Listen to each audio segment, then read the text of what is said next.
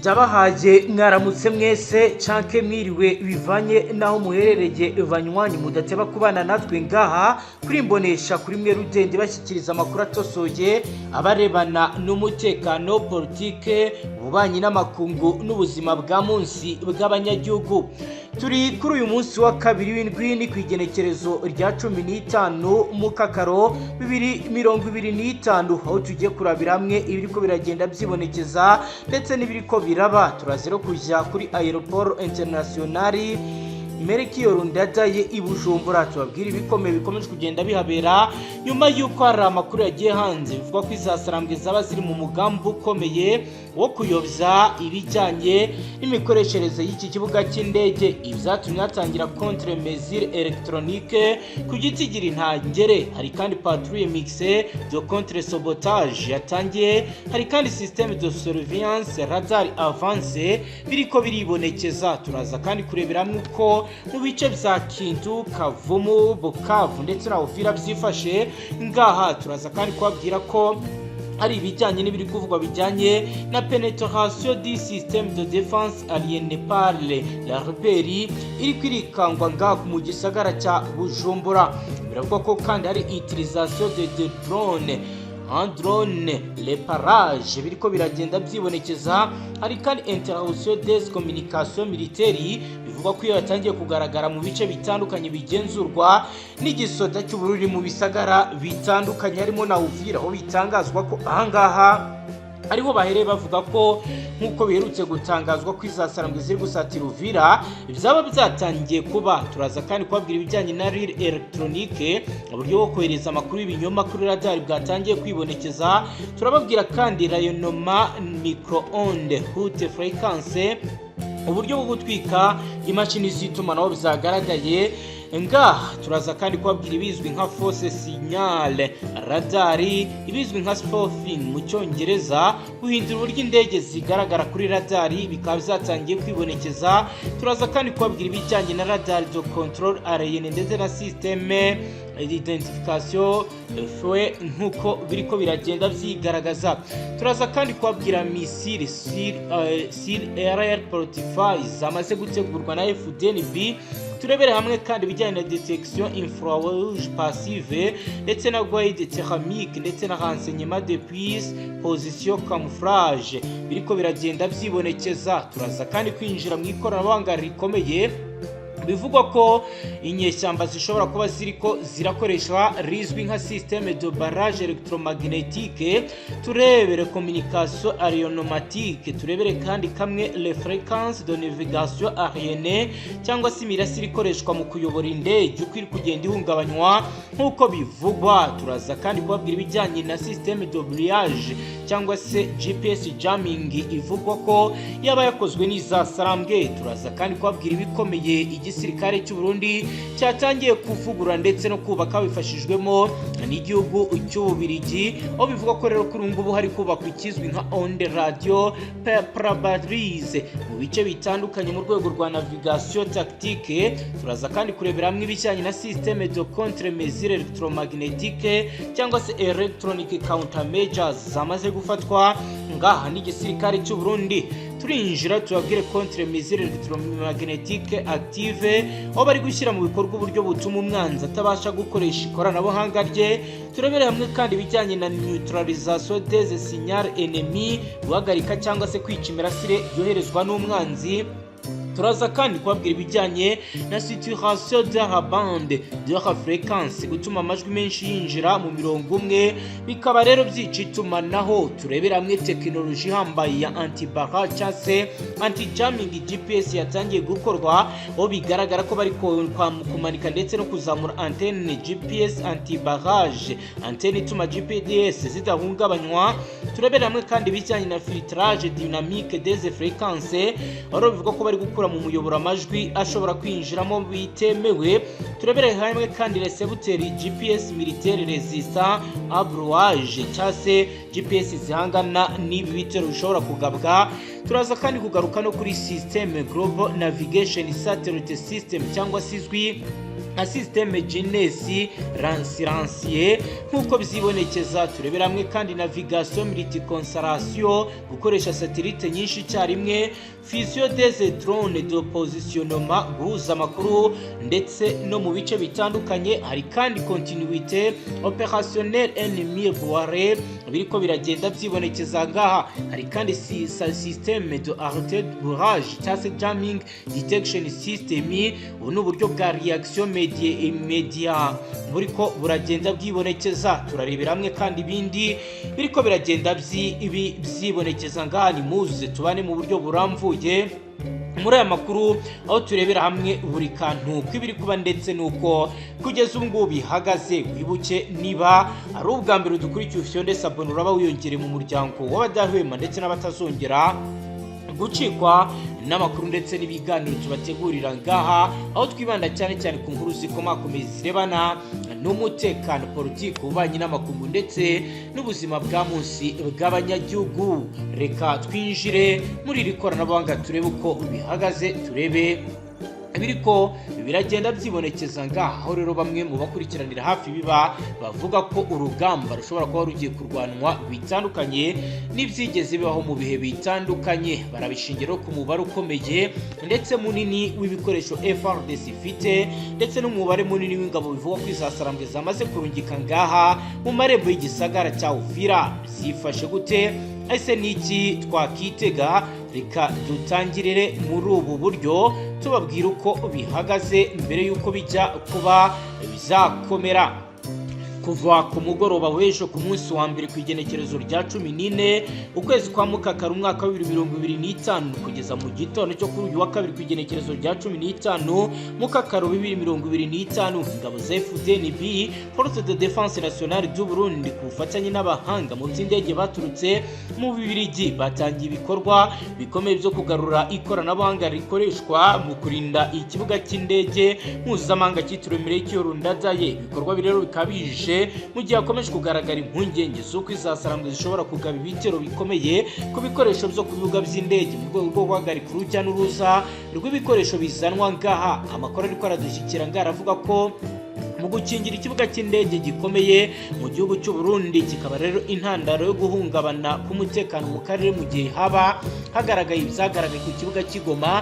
biravuga ko rero kugeza ubu kuri uyu wa kabiri ku igenekerezo rya 15 Mukakaro 2025 leta ya Kongo binyuze mu ijwi rya minisitiri w'itumanaho akaba n'umuvugizi wa guverinoma Bwana Patrick Muyaya yatangaje ko izasarambwe ziri mu bikorwa byo kwisuganya zitegura igitero gikomeye cyo gufata igisagara cya Uvira. aho kugeza ubu bikaba biri kugenda bigaragara ko benshi mu babikora ari abantu bamaze kubitegura. aho bivuga ko FARDC ndetse na Wazalendo nyuma yo gutakaza umujyi wa Goma ndetse na Bukavu kuri ubu bamaze kurahira ko batagomba gutakaza ibi bice. itangazo ryasomwe kuri RTLC rivuga ko izasarambwe zakajije gahunda yo kongera ibikoresho bya gisirikare, abarwanyi n'uburyo bwo kugaba ibitero mu bice bikiri mu maboko y'ingabo za leta. abasasanguzi bavuga ko intego nyamukuru y'izasarambwe ari ukugota Uvira bigatuma ibikorwa bya FARDC bihagarara burundu mu ntara ya Kivu y'Amajyepfo. ni mu gihe kandi ibingibi bishobora kuba bizateza ibindi bibazo bikomeye. hari kandi ibiriko birakorwa bizwi nka renforcement opérationnel, kwiyongera kw'imbaraga za gisirikare ku rugamba, position de repli tactique ahantu FARDC yihishe nyuma yo kuba yasubizwa inyuma. hari kandi positionnement stratégique, gutegura ingabo n'ibikoresho mbere y'igitero. FARDC ikaba rero ivugwaho kuba yiteguye neza. izasarambwe ziri kuvuga kohereza abarwanyi benshi n'ibikoresho byayo hafi ya Uvira mu gihe FARDC n'abafatanya bikorwa bayo bakomeje kwisuganyiriza mu mujyi. ni mu gihe rero amakuru yatangajwe n'inama y'abaminisitiri avuga ko AFC yagerageje kuba yavangamira bikomeye ubutegetsi bwa Kongo, aho yabagejeho icyifuzo cyo kuyobora uburasirazuba bw'iki gihugu mu gihe cy'imyaka 8 mu buryo bwo gushyiraho administration yihariye, ariko ikajya itanga raporo Kinshasa. icyo yifuza kirimo guha izasarambwe ububasha ku bijyanye n'umutekano, ubucamanza n'imiyoborere n'imibereho myiza. bikaba rero bigaragara nk'umushinga w'inzibacyuho. Kugeza ubu haravuga ko harimo administration décentralisée armée, ubuyobozi bwigenga bufite igisirikare cyabwo, hari kandi statut spéciale autonomie militaire, uburenganzira bwo kugenzura ku buryo bw'umutekano mu buryo bwuzuye, hari kandi raporo militaire unilatérale. Amakuru yoherezwa na zone yayizasarambwe ku rwego rwa leta. AFC yifuza kuyobora uburasirazuba bw'iki gihugu mu gihe Kongo yitabyemera. Raporo yatanzwe na Radio Okapi yatangaje ko kuwa kane w'indwi iheze habaye imirwano ihambaye hagati y'izasarambwe n'imitwe ya Wazalendo mu bice by'ahitwa Kasheke n'ahitwa Buzungu mu karere ka Karehe. Aho hose rero hakoreshwaga intwaro za rutura harimo n'imbunda zirasa kure. Hari kandi zone de conflit active mu gace karimo imirwano, bikaba bivugwa ko abaturage babangamiwe bikomeye. Hari conflit asymétrique, aho intambara iri guhuza umutwe w'ingabo za leta ndetse n'inyeshyamba. Hari country contre du corridor logistique, kugenzura umuhanda w'ingenzi wo gutwara ibikoresho. Mu gihe rero bivugwa ko tuzakomeza kubakurikiranira hafi bijyanye n'ibiri kuba, aho kuri ngubu rero benshi bakurikiranira hafi biri kuba badatinya kuvuga ko leta ya Kinshasa ibiziri gukora bikomeje kugenda biteza ibibazo bamwe mu baturage bari muri ibi bice. Uko bizatangajwe ku mugaragaro n'umuvugizi wa leta ya Kongo, kuri ubu rero biri gukorwa ndetse n'ibiri kuba ni ibintu biri kugenda bitegurwa mu buryo budasanzwe. Mu makuru dufite agaragaza uko izasarambwe zitegura kugira ibyo zikora, biravuga ko mu gihe ingabo za leta iharanira intwaro rusange ya Kongo ziri gukoresha indege nini za gisirikare zo mu bwoko bwa Antonov, cyane cyane Antonov AN 124 Ruslan ndetse na Antonov AN 26 kugeza ibikoresho bikomeye bya gisirikare mu turere dutandukanye, aho bivugwa ko bibanza kuzanira Bujumbura ku kibuga cyitiriwe Melchior Ndadaye kugira ngo bibashe kuba byahita birungikwa mu buseruko bwa leta iharanira intwaro rusange ya Kongo. Amakuru tugira avuga ko système de barrage électromagnétique cyangwa se electronic jamming, ibi bikoresho rero nibishobora kuba bizahungabanya recommunication aérotronique, tunomano rikoreshwa n'indege cyangwa kwangiza fréquence de navigation aérienne, imirasire ikoreshwa mu kuyobora indege. Biravuga ko rero ubu hari uburyo budasanzwe buriko buragenda bukoreshwa. Biravuga ko rero hari intwaro nyinshi zikoreshwa ndetse zagiye zigaragara FARDC ishobora kuba izana zigahungabanya ibirindiro by'izasarambwe. Biravuga ko rero kuzanira ikoranabuhanga bigiye guhindura byinshi ndetse n'urugamba rukaba rwarwanwa mu bundi buryo. Intwaro zikoreshwa biravuga ko rero zagiye zizana zikagezwa Burundi. Kuri ubu rero bikavuga ko mu gihe izasarambwe zaba zimaze guhagarika urujya n'uruza ku kibuga mpuzamahanga cyitiriwe Melchior Ndadaye, nta kabuza izasarambwe zaba zegukanye ibice byinshi. Biravuga ko rero kuri ubu hari ibikoresho byagiye bizanwa birimo missile air fortifié ndetse bikavuga ko hari n'ibindi bikoresho byagiye bizanwa.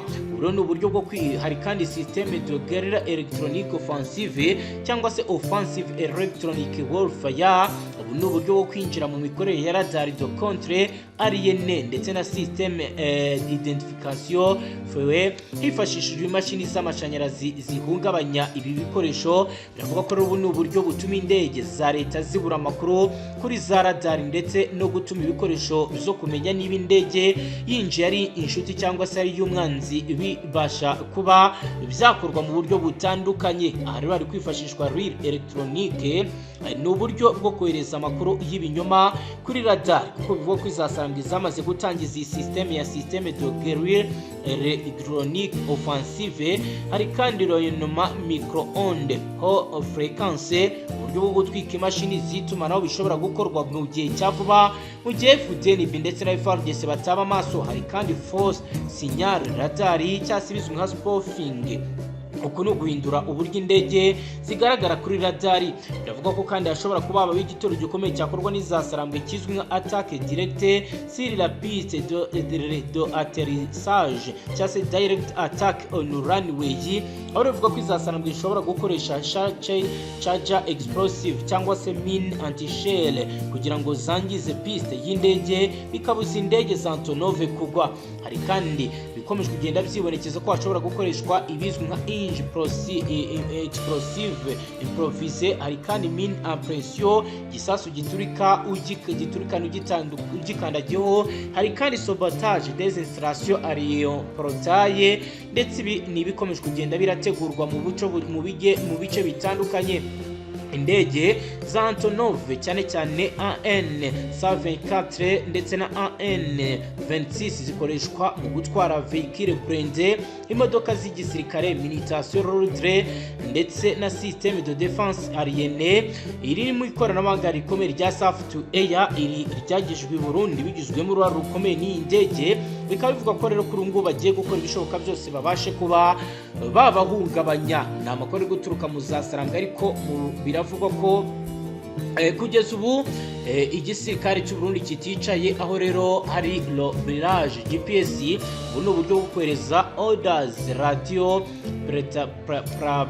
parabolique, imirasire y'amajwi yica itumanaho ku mikorere y'ibikoresho bikoreshwa na za satellite, bikabuza ibyo bikoresho kubona aho biherereye, ibizwi nka positionnement, cyangwa se kohereza neza aho bigiye.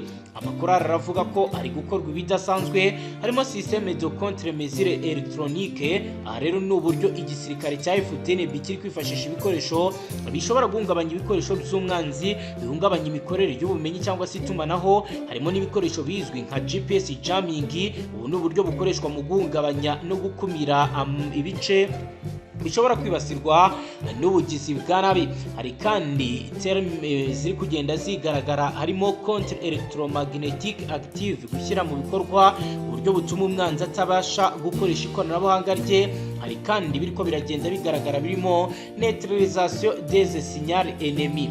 Hari kandi tekinoloji igomba kuzakoreshwa mu bihe bya vuba kugira ngo bibashe kuba byagerwaho. Hagati aho rero hari indi mirwano ikomeye ikomeje kugenda yibonekeza muri iri koranabuhanga, aho bivugwa ko kuri ubu ngubu ku ruhande rwa FARDC hari abasirikare benshi bashobora kuba barabaye abagambanyi. Ni mu gihe kandi bitangazwa ko no ku ruhande rwa FDNB bakomeje kugenda bafata bamwe mu bari mu gisirikare cyabo bashobora kuba barahawe amafaranga n'iza Sarambwe, bakaba rero bakora ibikorwa by'ubugizi bwa nabi byibasira umutekano n'ituze rya rubanda. Kugeza ubu rero hafashwe ingamba zikomeye. Izi ngamba zifashe gute? Biri gukorwa mu buhe buryo? Reka dukomeze tubabwira ko kuko byatangajwe ku mugaragaro n'umuvugizi wa leta ya Kongo, Bwana Patrick Muyaya, mu nama y'abaminisitiri yasomwe, ndetse amakuru anyura kuri RTNC arayavuze ko izasarambwe ziri mu myiteguro iremereye igikorwa cyo gufata Uvira.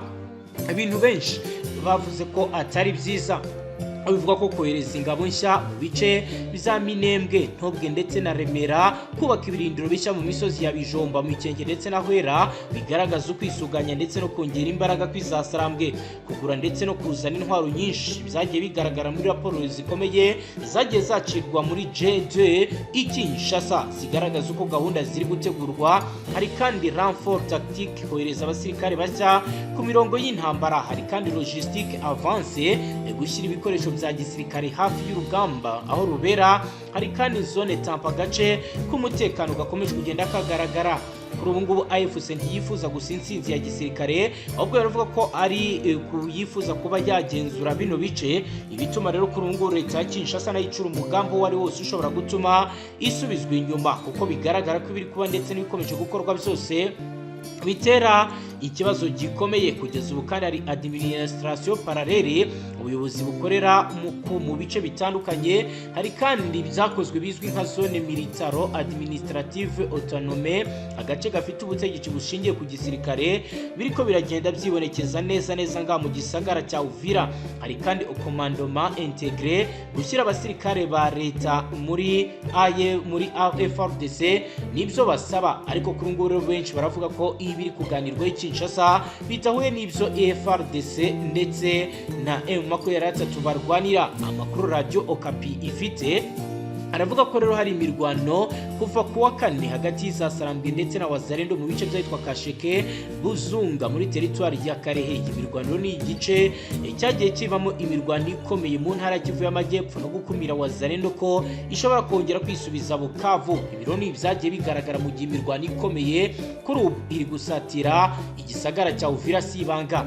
Izasarambwe ziri mu nzira yo gutuza unité de RT mu misozi hanamye yizengurutse Uvira, Uvira, harimo ahitwa Kigoma, ahitwa Runindwa, ahitwa Rubirika. Ni mu gihe kandi bitangazwa ko hari gukorwa offensive de saturation, igitero gikorwa ku mpande zose ngo kiremere umwanzi. Hari kandi operation de renseignement, gutegura no guhunga kugira ngo umwanzi atabasha kuba yaca intege igisirikare cy'igihugu. Ibi rero ni biriko biragenda byibonekeza mu bice bitandukanye. Reka dusoreze ngaha, shonda sabone niba ari ubwa mbere dukurikiye wiyongera wademo kubana natwe ngaha mu makuru akomakomeye arebana n'umutekano, politiki, ububanyi n'amakungu n'ubuzima bwa munsi bw'abanyagihugu. Astra Vista.